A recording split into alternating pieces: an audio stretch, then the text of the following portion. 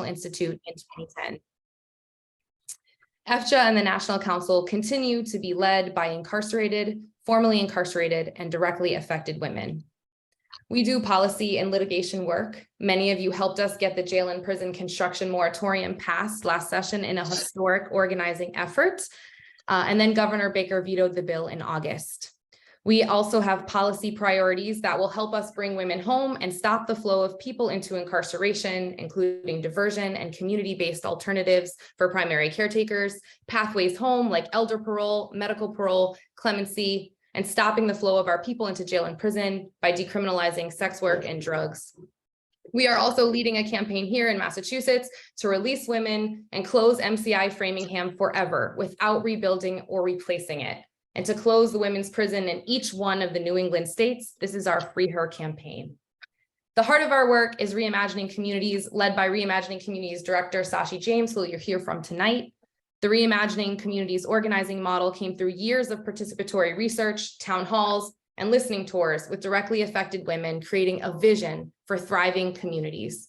We are changing the narrative, and we refuse to reimagine police or prisons. Instead, we have clear solutions and a plan to create what different looks like. We've convened tonight's forum, the No New Women's Prison campaign relaunch. Thank you so much for being here, to bring together people who have stood with us to say that women, our children, and our families deserve so much better than yet another jail or prison. We are at a critical time in Massachusetts. The infrastructure of incarceration in our state is old and crumbling. We have the oldest women's prison in the United States of America. We have the lowest rate of incarceration in the entire country and the lowest population in the Department of Correction in 30 years. We have less than 200 women incarcerated at our only state prison for women. 20% of those women are being detained before their trial, likely held on bail they cannot afford. Most of them are mothers, and many of them are elders, including 7 women in their 70s. And yet, while the incarcerated population has decreased in our state, spending on incarceration has continued to rise, an increase of almost 20% between 2014 and 2019. Right now, it's the beginning of a new legislative session and a new term for many elected officials.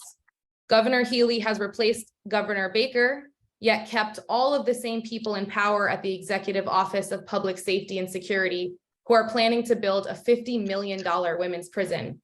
And all of the same people in leadership at the Executive Office of Health and Human Services, who are planning to build a $21.5 million jail for children in Taunton. These jail and prison construction projects represent a grave threat to our communities, to women and children now, and to our grandchildren and great-grandchildren. We know if they build new jails and prisons, they will fill them. And building jails and prisons will derail what formerly incarcerated women are building right now in our communities and cause nothing but further harm. And communities, in particular Black and Brown communities, will continue to be robbed of the resources residents so desperately need. So tonight, we are gathered to talk about what we need to do together to stop the new women's prison, the new children's jail, how we are already reimagining communities on the ground every day and how you can support with that, and how we can continue to shift the ground toward a future where women are free. Tonight, we will hear from formerly incarcerated and directly impacted women leading our movement partners, and our legislative champions. I'd like to take a minute to thank our co-sponsors for helping us bring this event together and for all of their help organizing over the past 2 years. Thank you to Mass Peace Action, TRUA, the Rabbinic Call for Human Rights, Jane Doe Inc., the Massachusetts Coalition Against Sexual and Domestic Violence, Prisoners Legal Services, Progressive Massachusetts, Boston Democratic Socialists of America, the Boston Immigration Justice Alliance Network, UU Mass Action, Our Revolution Massachusetts, the United Church of Christ Actual Justice Task Team, Grassroots Central Mass, and the Democratic Town Committees of Scituate and Monson. And now it's my honor to begin the speaking program and to introduce our speakers, starting with our founder, Andrea James. Andrea James is the founder and executive director of the National Council for Incarcerated and Formerly Incarcerated Women and Girls, the founder of Families for Justice as Healing, author of Upper Bunkies Unite and Other Thoughts on the Politics of Mass Incarceration, a 2015 Soros Justice Fellow, and a recipient of the 2016 Robert F. Kennedy Human Rights Award.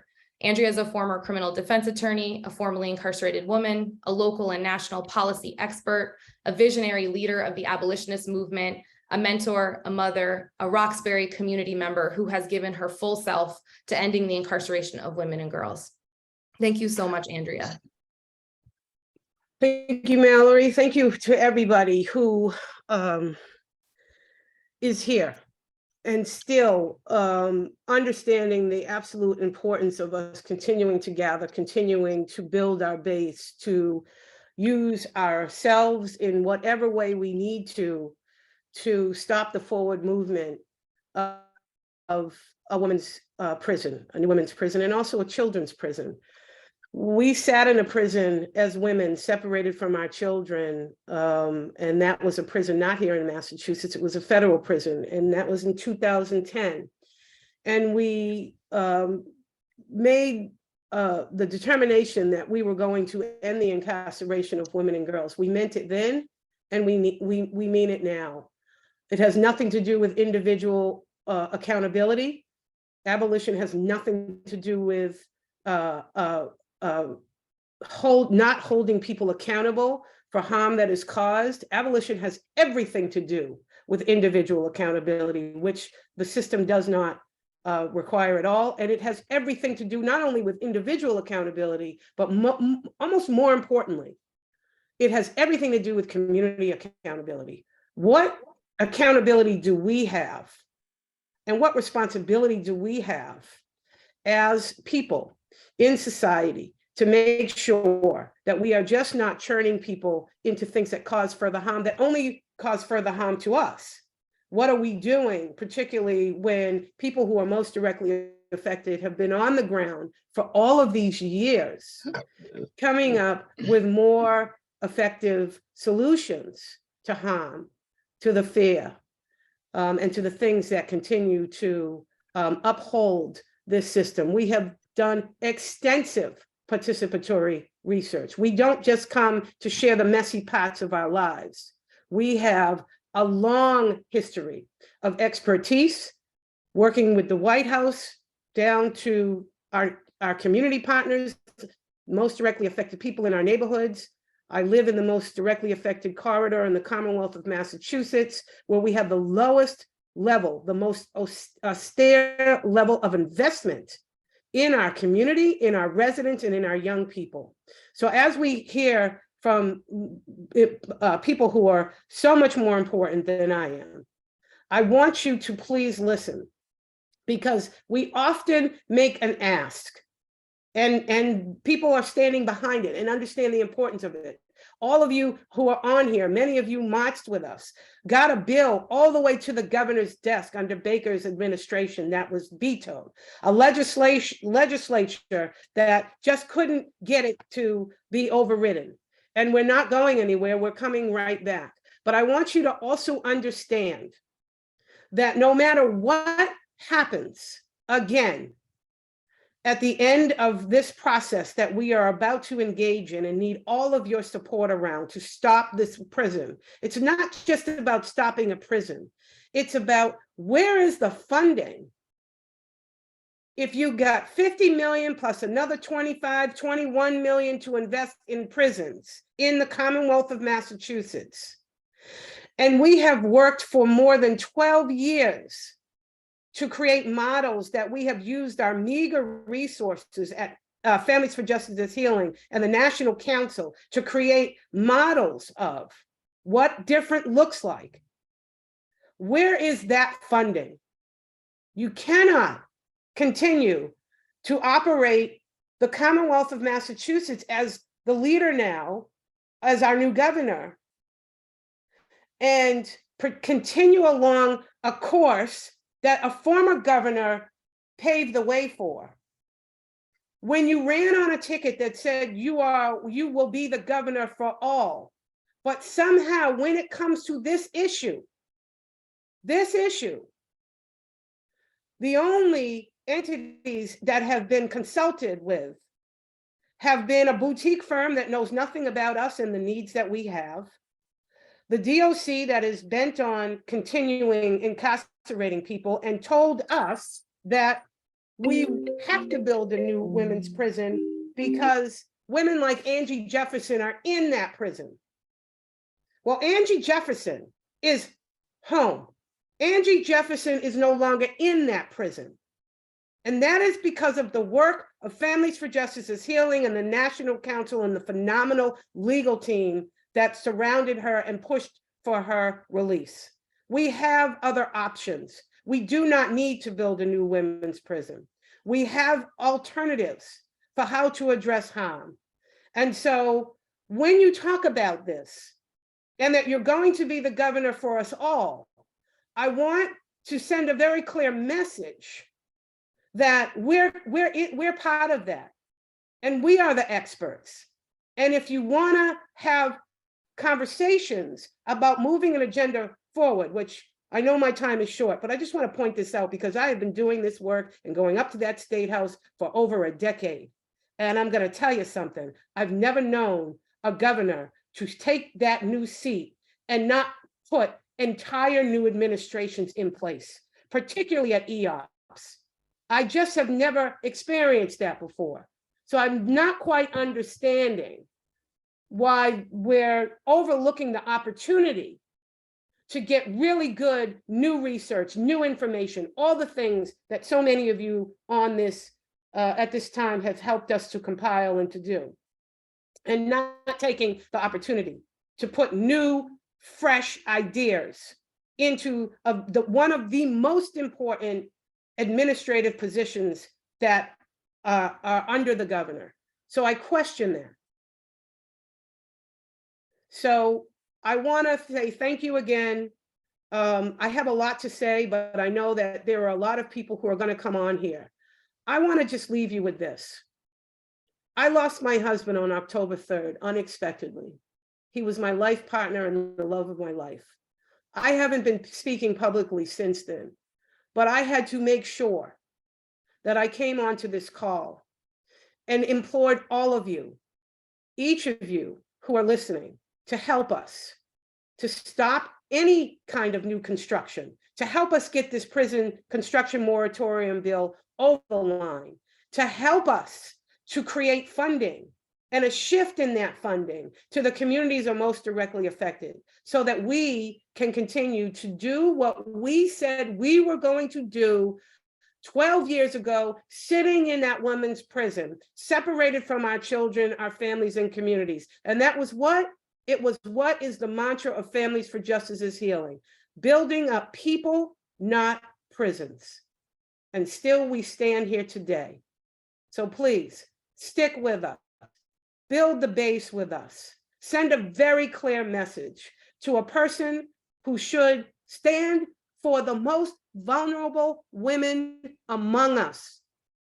How dare she come in as a self-professed first woman governor and not stand in solidarity for the most vulnerable among us. We shall not allow it. So I thank all of you. We are right here. We are not going backwards. We got that bill to Baker's desk, and this time it's going to get across the line. So thank you. I want to say thank you to Senator Joe. I want to say thank you to Rep. Tyler. I cannot express to you the gratitude that I have for your courage to stand and continue to help to push this. This is a no-brainer, people. This is a no-brainer. This doesn't even, I mean, the time we're spending on this is just astounding to me. This is a no-brainer.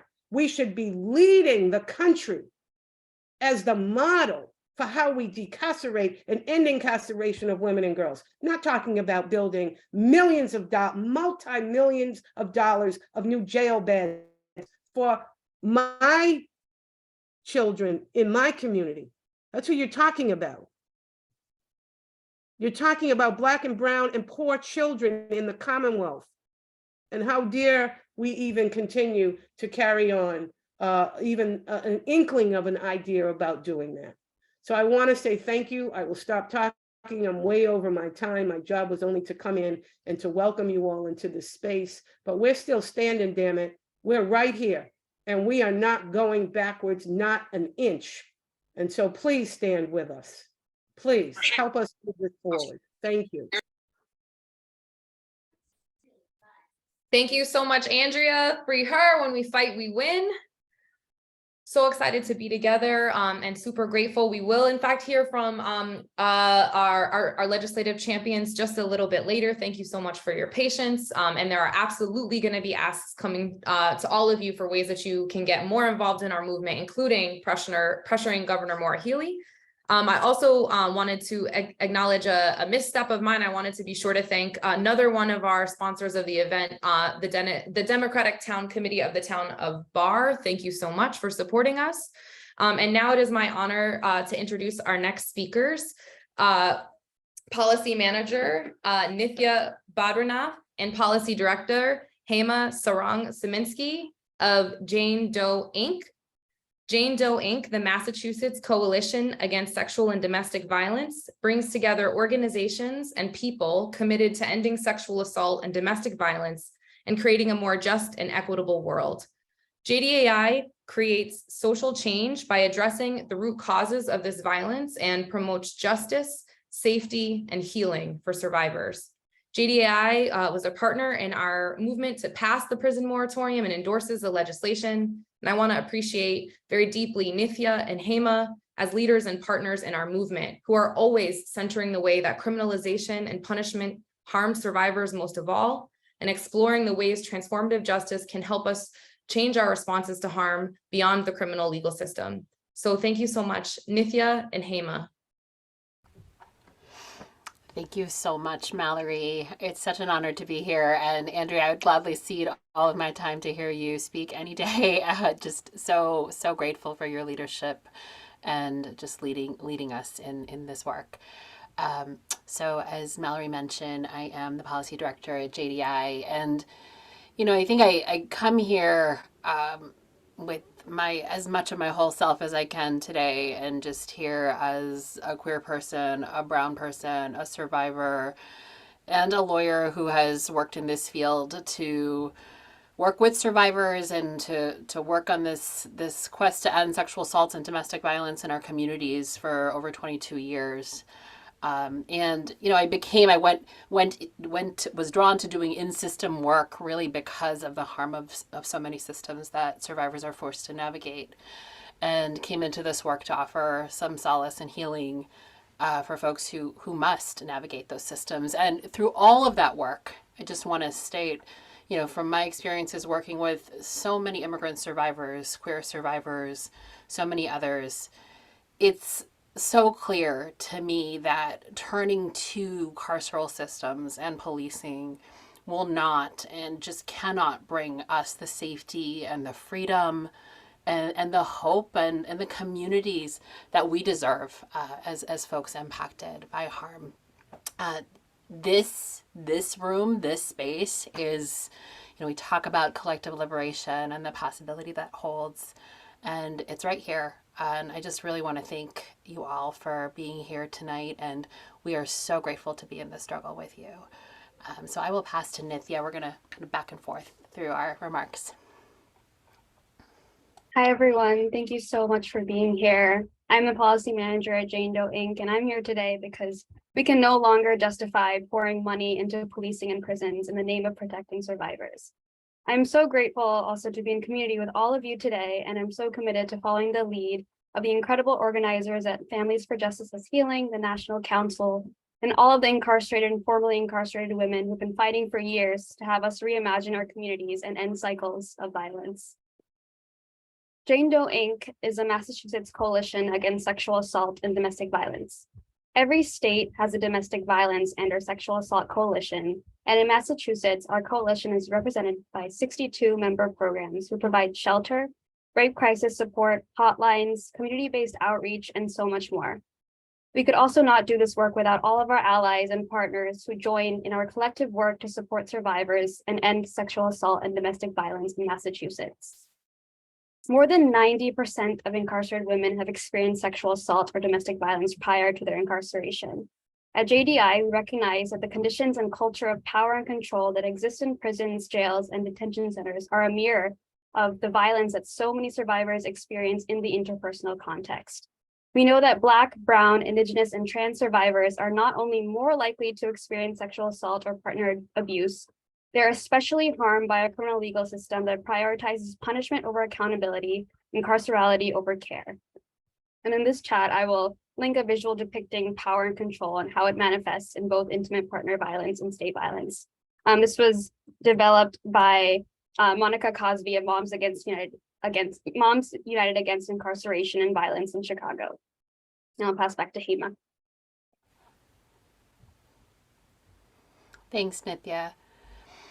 I think that link to us is really at the heart of how we see our work and hope to see our work. We are by no means perfect and are on this journey collectively with all of you. And as a coalition dedicated to ending sexual assault and domestic violence, we are an anti-violence organization. And so our policy work, our commitment in our policy work is to resist state violence. And that looks like resisting policies that promote mass incarceration and really questioning and resisting other kinds of punitive systems.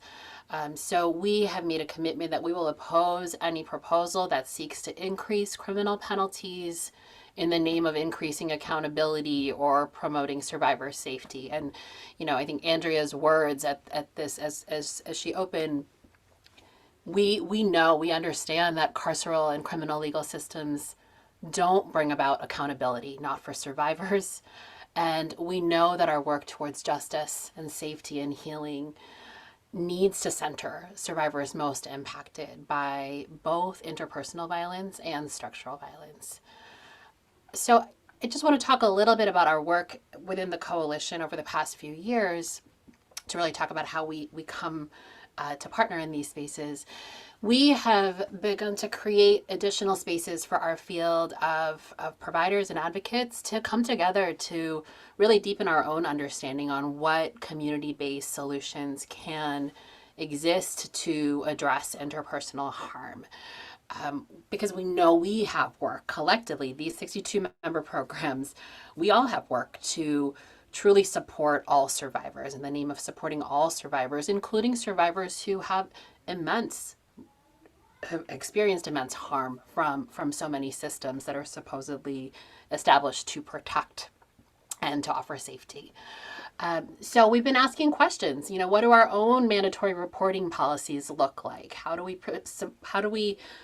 participate in or rely on systems that are causing harm to families and communities, especially communities of color? How do we work with survivors who have criminal histories of their own? Are we offering the right settings and spaces to actually reach and connect to and offer the resources survivors need? So we're asking these questions, including questions about how do we support the healing of those who do cause harm? What is our role as anti-violence advocates in that work? We know that these advocacy efforts have to start with us. And, I want to note that in 2020, we surveyed directors of our member programs, and the vast majority of directors supported significant reallocation of resources away from prisons, jails, and policing, and towards investment in community-based, trauma-informed, and survivor-centered supports.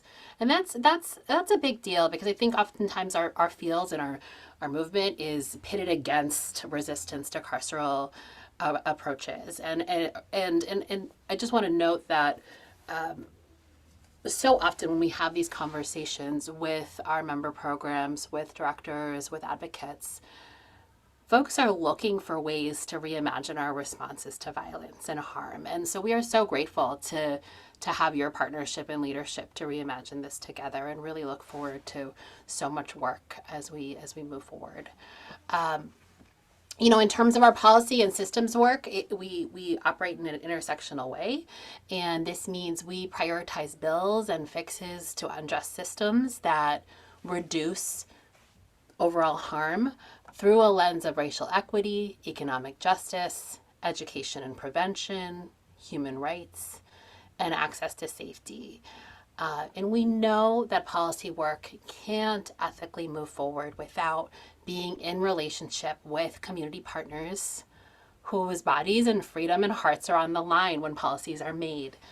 to Andrea's initial opening remarks about, making sure that representation does matter, and what can we do to further amplify the needs of those who are directly impacted. So we at JDI, we are committed to marching and amplifying and organizing alongside of each of you, and continuing to co-conspire in ways that we can uplift our common goals of healing for survivors and healthy and connected communities. And we hope to do so much more of that in the coming years. We're excited to come together and to reimagine healing and safety and getting necessary resources where they need to be. And I will pass back to Nithya. When we advocate for survivors of sexual and domestic violence, there's a non-negotiable that we include survivors who are incarcerated, who very often are criminalized and punished for the very things they do to survive. We are in no position to end gender-based violence without ending carceral responses to gender-based violence. We need to stop punishing survivors by incarcerating them and re-traumatizing them in the system. We must shift instead our focus on addressing the root causes of violence by investing in our communities to transform the social conditions that allow for violence to occur.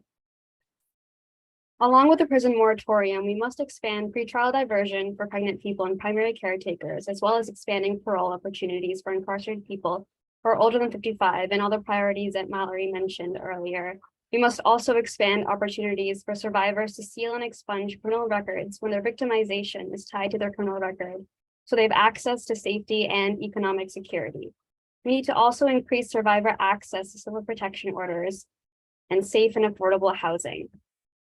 This reinvesting in our communities and shifting to a model where we prioritize community care is within reach here in Massachusetts. As Mallory and Andrea mentioned earlier, we are in a unique position, being a state with one of the lowest incarceration rates in the country, to be a leader in how we respond to and support survivors. And it starts with passing the prison moratorium, closing MCI Framingham, and making sure that no new facility takes its place. It starts with reinvesting the $50 million into communities to support permanent and stable housing, healthy food, healthcare and mental health services, childcare and education, transportation, and giving survivors the opportunity to heal from harm without involving prisons. And it ends with every single person having unfettered access to the resources and support that they need to thrive. So thank you all so much. I think that last piece, unfettered access to what we need to thrive, I think that's what we're here for. So let's mobilize and act. And thank you all so much. Thank you so much, Hema and Nithya, for your partnership and for your commitment. And we share an understanding of what Sashi teaches me and reminds me every single day, which is that healthy, thriving people is what creates healthy, thriving communities. And I know that's why we're all here together. Thank you so much again. I'm so honored and just beyond overjoyed to introduce our next speaker, Miss Angelia Jefferson. And emotional and your voice is so needed, Miss Angelia Jefferson, and I'm so happy you're here. So Miss Angelia Jefferson, also known as Miss Angie, is a beloved member of Families for Justice as Healing in the National Council. She's a mother, a grandmother, and a formerly incarcerated woman who served over 31 years at MCI Framingham. She is a woman who never gave up on her own freedom and healing. The community surrounded her with support as she went through the legal process for a reduction in her sentence and parole. Miss Angie is a resident of New Beginnings Reentry Services, and she has been loving and supportive to other directly impacted women by being an active leader in our Women's Circle Participatory Defense every week. She is now fighting for the freedom of other women. Miss Angelia Jefferson has a clear vision for what women need in Massachusetts. Miss Angie, I'm turning it over to you.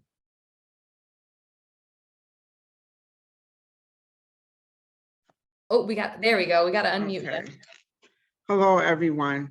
First, I have to thank God first and foremost, because if it wasn't for him, I wouldn't be sitting here today in front of all you. I would like to thank everybody that's on this call. Andrea, much love and respect to you. Mallory, Sashi, Stacy, Shanita, everybody that was in that fight to get me where I am today.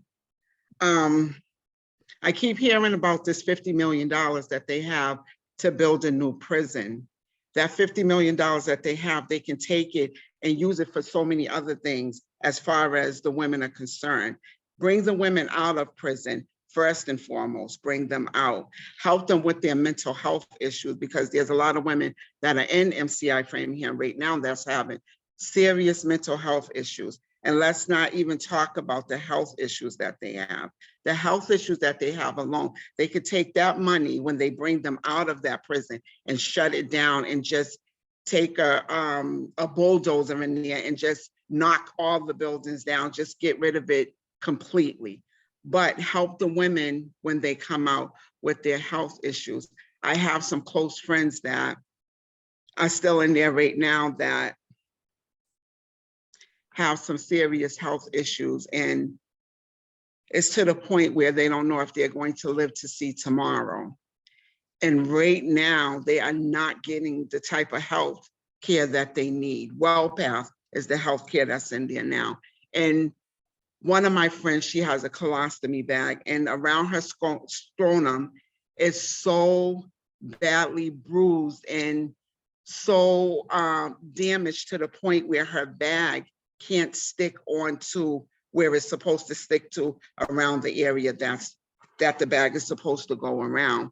It's to the point where she can't even leave her room. She has to mentally, physically, and emotionally lock herself in her room because she's so scared that she's going to have an accident. She walks around with her hand over the bag to hold it up if she has to use the phone, if she has to go to commissary, if she has to leave the unit.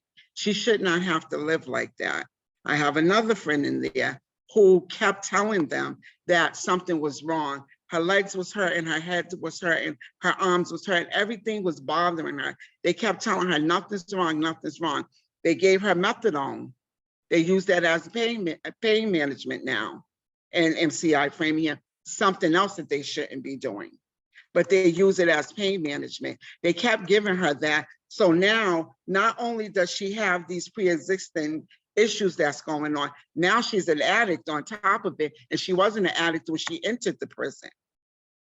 Now she sits in a wheelchair, confined to a wheelchair for the rest of her life because she ended up losing one of her legs and she lost half of her foot, all because she kept trying to explain to them that something was going on and no one wanted to listen. I have issues myself right now.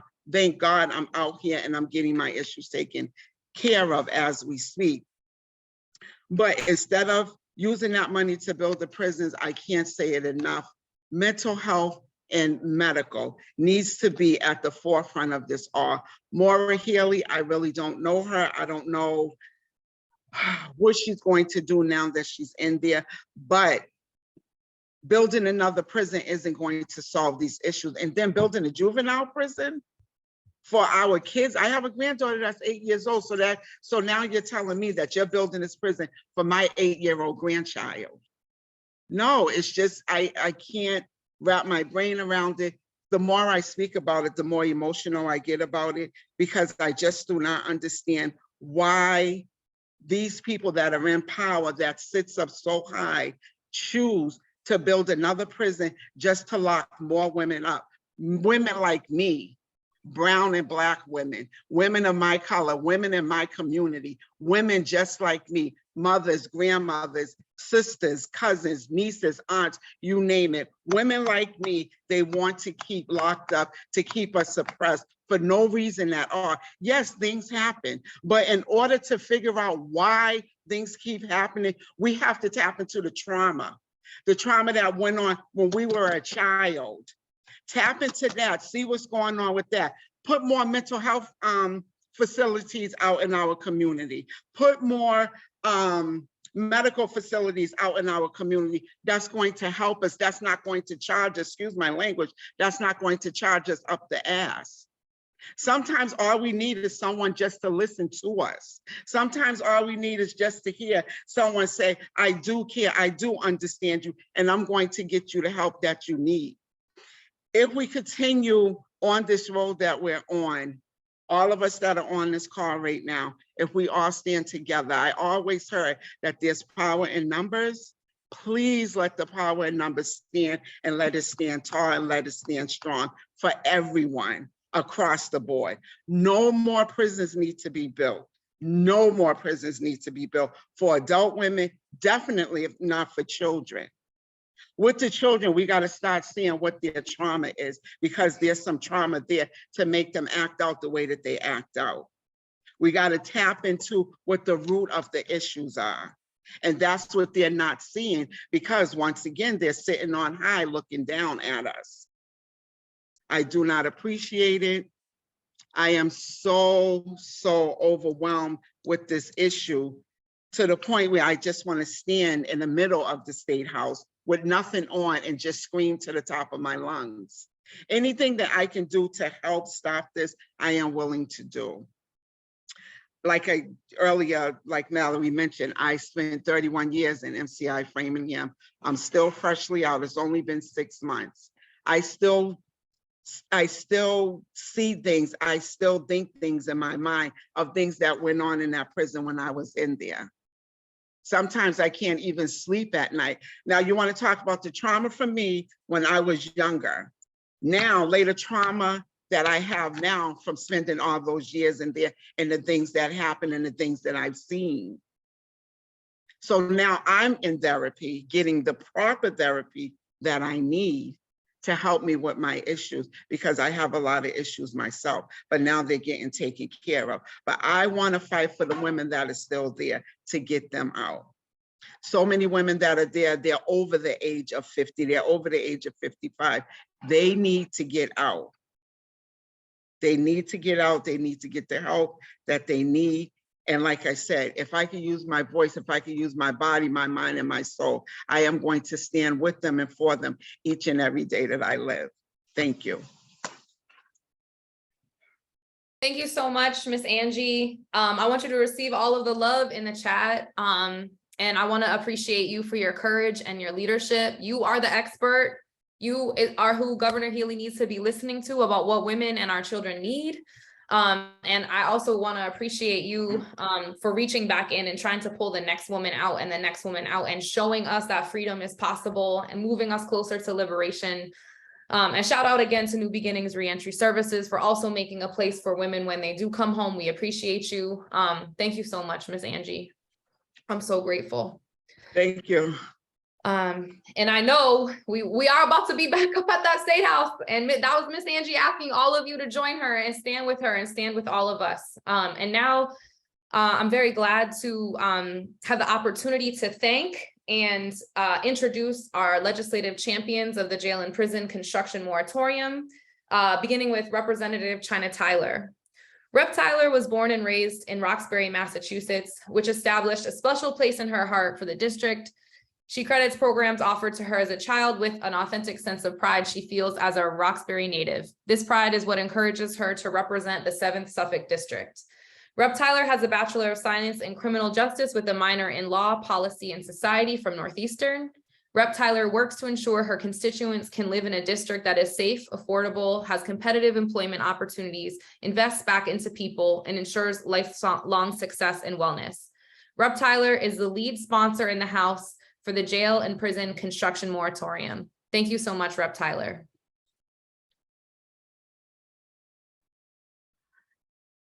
Can you hear me? Excellent. Okay. So thank you so much, Mallory. I really appreciate that introduction as always. And I think I'm going to speak for everyone on this call and say that we love the pink lipstick. So I wanted to thank the entire coalition, particularly FJA, for your continued commitment for this cause. This is the second year that we're filing this bill. And we're really, really optimistic that we're able to actually pass it this year and make a lot of change in our community. So I just want to thank you and everyone who showed up today for your continued commitment and for continuing to show up for this cause. I also want to acknowledge the sacrifice of each and every person who has ever been incarcerated across the world. This penal system does many things, yet it's supposed to correct and rehabilitate. And we have experienced that. Unfortunately, our penal system is doing everything but that. We've seen folks being disconnected from their families as we're fighting for the free telephone call initiative. We've saw folks be retaliated against under some really heinous and just, unexplainable conditions in our Department of Corrections. And we continue to see that over and over again. We continue to see folks continue to be dehumanized, and folks even lose their life at the hands of the Department of Correction. So I say all that to say that this bill here, and what we're fighting for today and what we showed up for today, is an opportunity to change that narrative right around. And today we're standing to push back on the effort to build a new prison here in the Commonwealth of Massachusetts. And I'm not only committed, myself and Senator Comerford are not only committed to champion this cause and fighting for this cause, but also to committed to making sure that this cause makes sense for the future, for the long run. We're not just showing up for this particular issue topic or for this particular bill. We're fighting to change the narrative when it comes to our penal system in general. So there are going to be many things that we all are going to be showing up for, and this is one of very many. And so there, as you know, Ms. Angie, who just spoke right before me, mentioned that there's a great deal of money that has been allocated towards this cause. And so myself and Senator Comerford and everyone here are committed to allocating and redirecting those funds so that we can actually invest in people and invest in folks actually being rehabilitated, which is supposed to be the goal of the Department of Corrections. And so again, thank you all for having me on. I really appreciate being here. And I look forward to the continued support, and I look forward to Advocacy Day and all the other amazing events that we'll put on to be able to push this bill forward. So happy new session. This is a new session. We just started a couple of days ago, a couple of weeks ago, 193rd session. So we look forward to your advocacy and joining hands and fighting for this cause. So thank you all again. And thank you, Mallory. Thank you so much, Rep. Tyler. Appreciate you greatly. Thank you for leading on the prison moratorium, and also thanking you for reminding us of the ongoing fight to pass no-cost calls, another common sense basic need of our people, and a continued need to push to pass no-cost calls this session as soon as possible. And thank you for recognizing that our communities need that reallocation, reinvesting money from jails, prisons, and policing to massive, massive, massive investments in community-led solutions. Thank you so much, Rep. Tyler. I'm very excited to introduce our lead sponsor of the jail and prison construction moratorium on the Senate side, Senator Jo Comerford. Senator Comerford represents Hampshire, Franklin, and Worcester. She has lived and worked in Western Massachusetts since the late 1990s, arriving fresh out of New York City's Hunter College School of Social Work, where she focused on homelessness policy, prison reform, and earned an MSW. Prior to the legislature, Senator Comerford worked for the Western Mass American Friends Service Committee, the Food Bank of Western Mass, and Move On. And again, we are so glad and thankful for Senator Comerford's partnership as the lead sponsor in the Senate for the prison moratorium. Thank you so much, Senator Comerford. Oh, Mallory, thank you for that wonderful introduction, for all you do, for Families for Justice's Healing, and for everyone who's making this evening possible. I'm really so honored and so moved to join you all this evening and once again partner with my good friend Rep. Tyler on this really important bill. Andrea and Mallory and others know, Stacy know that, FJA came at the last session with this bill, and it just cracked open both my mind and my heart, because this is absolutely the direction we need in the Commonwealth. We don't need another new prison, not one more new prison. No, we need to end incarceration and bring people home to their communities. And we certainly don't need new and expanded facilities, because as many people before me have said better, if we build these facilities, we will find a reason to fill them. And these will be family members from across the Commonwealth, mostly people of color, disproportionately people of color, disproportionately from poor communities. And what these communities need is justice, not incarceration. So I'm with you. I'm proud to be with you. Senator Jamie Eldridge, who's a good friend to many on this call, is a partner of mine and Rep. Tyler's, and many of our other colleagues too. But let me just say one more thing. The movement that Families for Justice's Healing and the National Council created, that all of you joined, the movement was what won last session. This bill was filed and passed in one session. Now, if you know the legislature, you know we're not known for doing speedy work, but you made us hurry because you brought the urgency of this issue. Like we will bring it again this session, and of course, no cost calls, and of course, an end to Section 35, all of these really important bills that are before us around prisons and incarceration. But I can't understate the power of people joining this movement created by incarcerated and formerly incarcerated women and girls. I cannot overstate the power and the necessity of people to get behind this bill and push as hard as you did last time, and even harder, because again, it passed both chambers in its first session. That's because of you. That's because of the moral clarity of this call to action, the rightness of this call to action. And we're going to do it again because of you. So everyone who's wondering, well, should I go to that lobby day? Should I make that call? Should I tweet? Should I post on Instagram? Yes. And get 5 friends to do it, and get their friends to do it, because this movement has to get even bigger than you've created it to date. And I'll be glad to be with you. Thank you so much. Thank you so much, Senator Comerford. I'm never gonna forget that meeting about asking you to file the prison moratorium, nor will I forget you speaking on the Senate floor and reminding the Senate and all of us that 150 years ago, the Massachusetts legislature was having the exact same conversation they're having right now, which is what should we do with women? And the only answer 150 years ago was to separate women from men in separate prisons. And shame on us if 150 years later, this is all we're willing to offer women and our families in the Commonwealth. We will not allow it, not 1 inch back. So thank you, Rep. Tyler and Senator Comerford, for being our champions. And thank you to everybody that's going to show up and push just as hard as we need to, because passing the prison moratorium is just the first step. Then we need 5 years of really working together to create what different looks like. And there's no better person to talk about that work than our next speaker, Sashi James. I also want to take a moment to just recognize a few partners and comrades, the Transformational Prison Project in the house, Project Turnarounds in the house, Family Matters Boston in the house, and Youth Justice and Power Union in the house, and I'm sure others. I just know y'all are in the room, and I wanted to extend appreciation to work led by formerly incarcerated people. Thank you so much.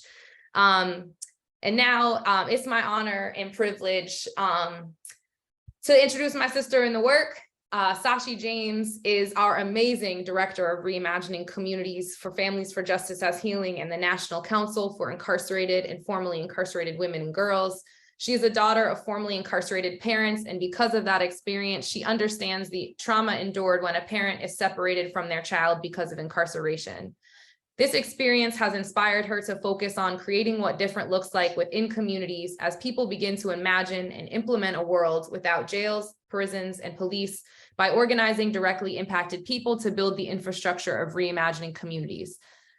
Sashi launched the first basic income guaranteed income program led by formerly incarcerated women that provides basic income guaranteed to formerly and currently incarcerated women. Sashi leads our clemency work locally in Massachusetts and supports nationally. She also leads our work on campuses across the state, among many other things that she does. Her most important role is as the mother of Katori Ray James, and she is the daughter of John and Andrea James. Sashi, thank you so much.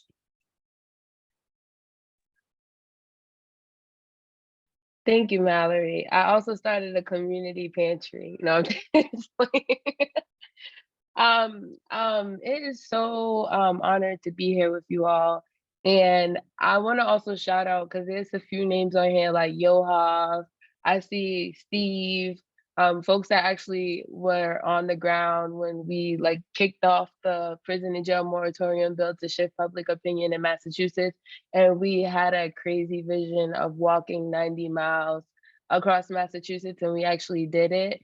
And so I just wanted to uplift y'all, because y'all were outside with us every day. And it was crazy. Sarah, yes, Sarah, you see the 90 miles. Yes, I know it's nighttime, but I know, okay. But more importantly, y'all know I'm a mother, and this is mother, the witch is hours for mother, so I'm gonna keep it short. I'm really excited because when I'm talking, I'm usually telling people about what we're doing in Massachusetts and beyond.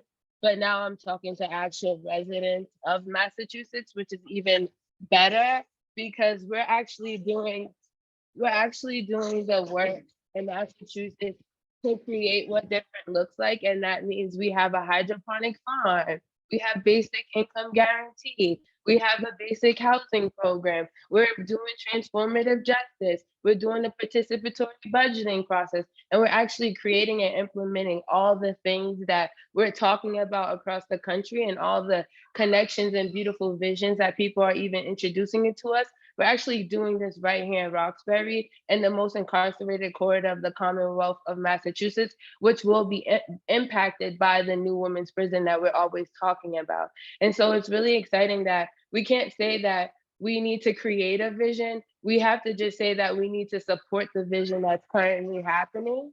And so I'm so excited that we're continuing the process and that we're rolling on the launch and that we're continuing the pressure where the pressure needs to be. And that now it's unfortunate that you see the people in the chat, we're also now saying that we don't need a new women's prison, but we also don't need a youth prison, because y'all heard the baby in the background that youth jail will be impacting if it is built. And we need to shift to what different looks like, because women like Miss Angie should not be able to get on the calls and say they spent 32 years separated from their children inside of a prison.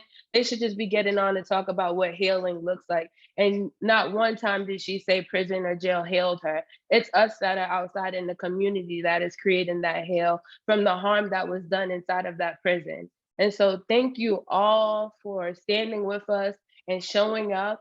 And we always talk about accountability. I want to take accountability for the Zoom bomb that happened earlier, because I created a messed up link that needed to be fixed. So thank you for traveling with us. Thank you. So thank you for traveling with us to the new Zoom, and thank you for standing with us. And remember, come out with us February 9th. We need as many people as we can get. I know they're going to talk about that more, but we need y'all. There's no power stronger than the power of the people, and the power of the people don't stop. Say what?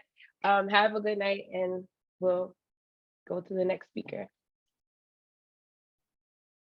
Thank you so much, Sashi.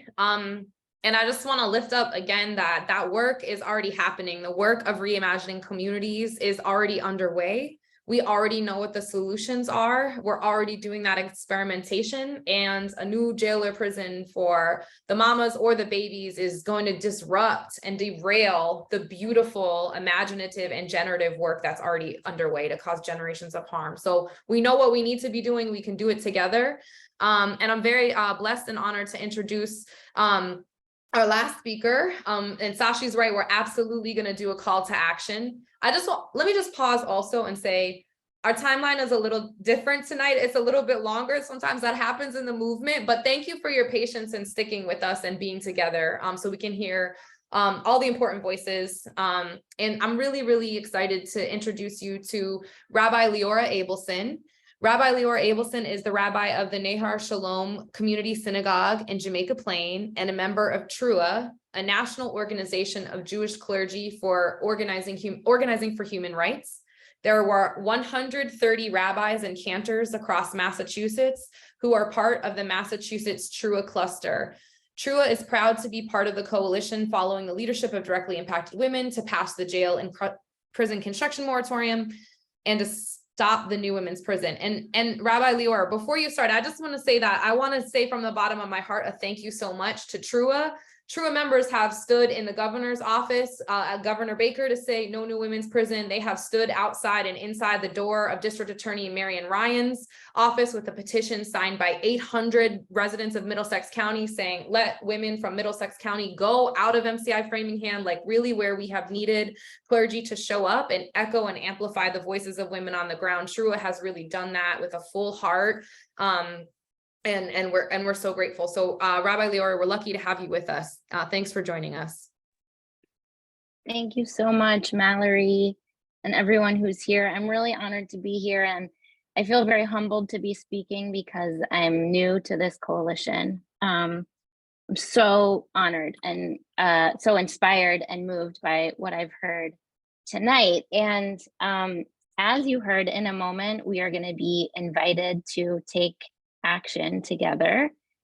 And in my tradition, before we engage in some kind of sacred activity, we prepare ourselves spiritually for doing that work as a way of elevating it as sacred work. And I really believe in organizing as sacred work.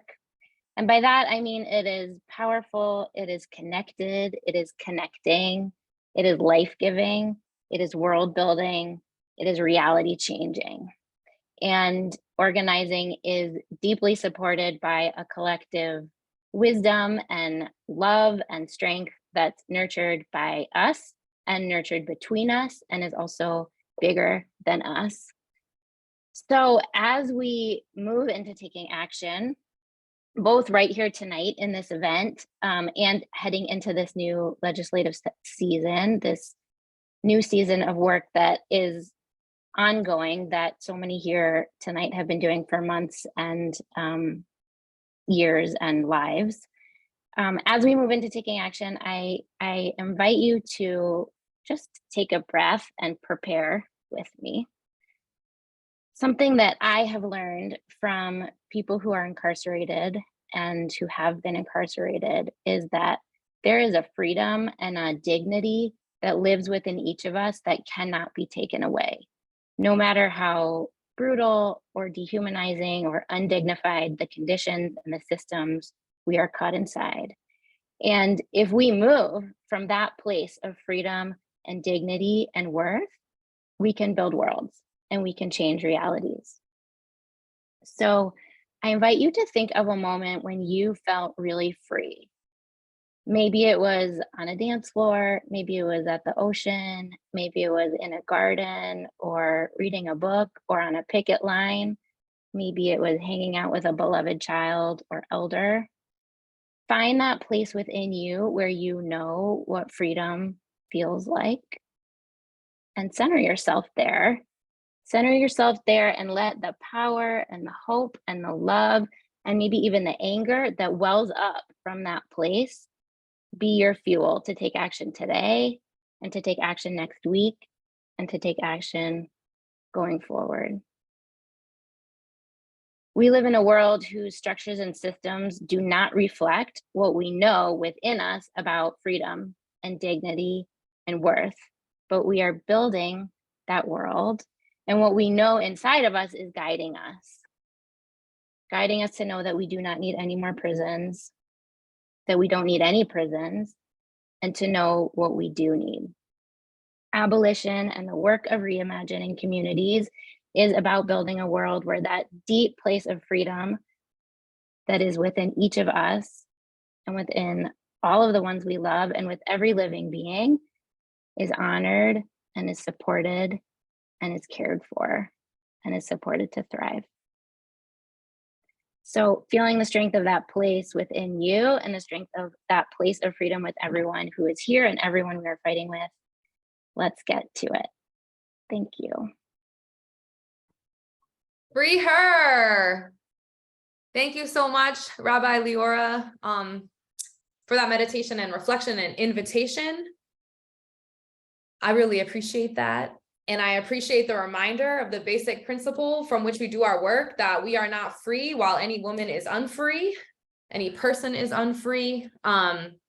And so we're called to take action together. So now is the moment when we're going to share those opportunities. Mallory, I want to take the founder's privilege for 2 seconds. Of course. Just to recognize, if you could close the screen one more time, Kathy Hoffman and Betty Burks is here with us, and I want to just personally thank them. I went to prison and they never stopped sending us books, the books that we use to organize ourselves. Even when the prison sent them back, they never stopped supporting me. They never stopped giving me the courage to keep fighting and to know, as we were incarcerated and buried in that prison in Danbury, Connecticut, that we mattered and that they were standing with us. And I just want to shout them out, because from the day I walked into that prison, even before I walked into that prison, they circled around me to support me so that I had the courage to get up and go into that prison. And Betty and Kathy, I just want to say how much I love you. And thank you for still, all these years later, taking the time to come in and to let us know that you're still standing in solidarity with us. I love you both. Thank you. Thank you so much. Andrea, I'm wondering actually if you could also just tell us, folks are gonna need some stuff to wear to all the actions that we're going to together. Can you tell us, do a little plug for your shirt and tell us a little bit Well, about that? yeah, if you notice, and if anybody, can prove it, I have never taken off a National Council t-shirt ever in my life. But this one is still a National Council t-shirt, but it's Free Her. Free Her is a think tank that we have established. It's a research policy think tank, and it's also a place for respite, for rejuvenation, a gathering place for women who are doing this work, to have a place to just pause and to think. And what we're not doing is turning that sacred space over to the nonprofit industrial complex that we've inherited. And so we have made 40,000 Free Her t-shirts. These t-shirts, the link, we'll drop it again. It's in the chat in several places, but we have to sell every single one of 40,000 t-shirts in order to rebuild, renovate, fix the plumbing for this very old and beautiful still place that we have inherited. But in order, the National Council could do this today, but with taking our general operating dollars, which we shouldn't have to do. But we cannot do it, and we shall not do it, because this is a place that is for the sisterhood to come and to be family and to research and to come together to do this work, to advance, to shift, to raise public awareness, to shift public opinion. And we are not going to turn it over to the nonprofit industrial complex and lose one of the only assets that we have as formerly incarcerated women. And in order to do that with nonprofit dollars that are donated, we have to turn it over to the nonprofit industrial complex. And it may be a place that elder women and elders in our movement, which I am rapidly becoming, will be the only place that we have to support us as we get older and need to do more research and less marching in the streets, which I don't know if that's ever going to happen, but please support us. Take the link, pass it along. We still have thousands of t-shirts that need to be sold, and that will keep the property in the hands of us, as opposed to having to turn it over to the nonprofit industrial complex in order to get those dollars. So we made 40,000 t-shirts. They're not pink. They're black with white or white with black letters. And we're thinking maybe if people made a special request, we'd make a special request color for you as well. But that's not easy for us. It's been quite a feat to make 40,000 t-shirts. But please support us, take that link and pass it along. If you forget it or lose it, any of us can send it to you again. Thank you very much. If you bought a t-shirt, buy one for somebody else. Ask your family, your friends, everyone to please purchase a t-shirt. Allow us to continue to build this incredible work that we've already started. Deep, deep research, deep participatory research, deep policy work. And so thank you, Mal, for giving me that time to just plug the Free Her Institute, part of the National Council, but temporarily established outside of it, so that we can raise the dollars and use the dollars for the purpose that the nonprofit industrial complex will not allow us to do without turning it over. So thank you. Thank you so much. So there's all types of ways that you can contribute to building the Free Her movement. And I would love to share just a couple more with you before we close out for this evening. Thank you so much for sticking with us. So Austin is sharing the screen now for our call to action. So I want to just lift up again, the urgency of the moment that Andrea brought us into this space with, right? Which is a new legislative session and a new administration, but we're holding deep concern that it's business as usual, right? That it's the same policies in a different outfit. And so we absolutely have to mobilize full force to make a statement to both the legislature, but also to the corner office to say, no new women's prison, not now, not ever, and demand that reinvestment in community-led solutions. So it's an all hands on deck situation. We are coordinating a bus from Western Massachusetts. Like, we really want to turn out as many people as possible on February 9th.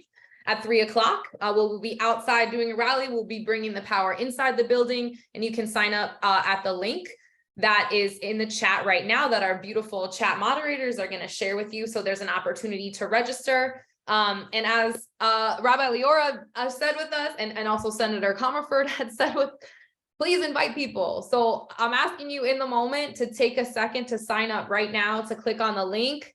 Maybe to text the link to 3 people that you know that's willing to be shoulder to shoulder with us at this critical moment, not just the beginning of the new session, but we have gotten word that we believe that the timeline for the new women's prison decision-making is moving quickly, and that they are still trying to advance this project, and that is happening now, right now. So this is a time where we need to stand together, stand in the way once and for all of the new women's prison project.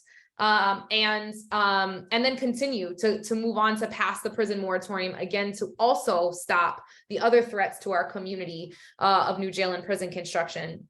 So please take a moment to register right now and think about who you can invite. And then we're going to ask you to do, when we get off the call, we're going to ask you to call and leave a message for Governor Maura Healey and tell her no new women's prison. And then tomorrow we want you to call your legislators, your state rep and your state senator, and ask them to co-sponsor the jail and prison construction moratorium, as well as the legislation that we talked about to stop the flow of our people into jail and prison and to bring our people home, like primary caretakers diversion and elder parole, who would bring home the sisters that Miss Angie was telling you about, who now are fighting for their freedom to bring them home, the group of women who they are trying to build this new women's prison on the backs of. So everything you need, including phone numbers, links to social media, you can tweet about this and post and let your community know that you're taking action. Everything that you need to take action is at the Mass Moratorium Guide bit.ly. Again, I think our chat moderators are going to throw that in the chat, so you can just copy and paste it right into your browser. You can also check out our social media for easily shareable links and graphics that are promoting the act to call the governor and your legislators, as well as our big action on February 9th. So we have a lot of work to do, y'all. And also, we believe that we will win. And we know we have to, because the lives of our community and our community's children are depending on it. And we're doing it together. We have each other. So thank you for coming into the movement and supporting us and building with us. Bring some more people. And thank you for showing up for us. And we're going to keep doing that for each other. So. Wait, hold on. And if you call the governor, yes to the moratorium bill, but also tell her she needs to use her clemency power immediately, because at the stroke of a pen, she could let all those women go home. So please also include clemency in that phone call. That's it. Absolutely. Thank you all so much. We're going to continue sharing the links in the chat. Again, thank you so much for your flexibility. We're going to hang on just for a few more minutes to make sure everybody has the information that they need to take action right now. And I would implore you in the next 5 minutes to do one thing to build the movement. If it's text a friend the link, register yourself, call your legislator and leave a voicemail. They're not going to pick up right now. It's a low pressure situation. So you can leave a voicemail and just practice speaking truth to power. But we're going to hang on for just a minute just to make sure you get all the information that you need. And we want to thank you so much again. Otherwise, if you don't have any questions or you don't need any links, you have what you need to take action right now. Wishing you a very good evening, and we will see you on February 9th, Thursday, February 9th at 3 o'clock. And once again, to our co-sponsors and our beautiful, beautiful speakers, thank you for making tonight happen. Really, really appreciate you. So thank you, Andrea. Thank you, Nithya and Hema. Thank you, Miss Angelia Jefferson. Thank you, Rep. Tyler and Senator Comerford. Thank you, Sashi, of course. And thank you, Rabbi Leora Abelson, for being with us. And thanks to all of you. Have a wonderful night. Free her. Free her. Free her. Free her. Free her. Free her. Free her. Free her. Free her. Free them all. Free her. Free her.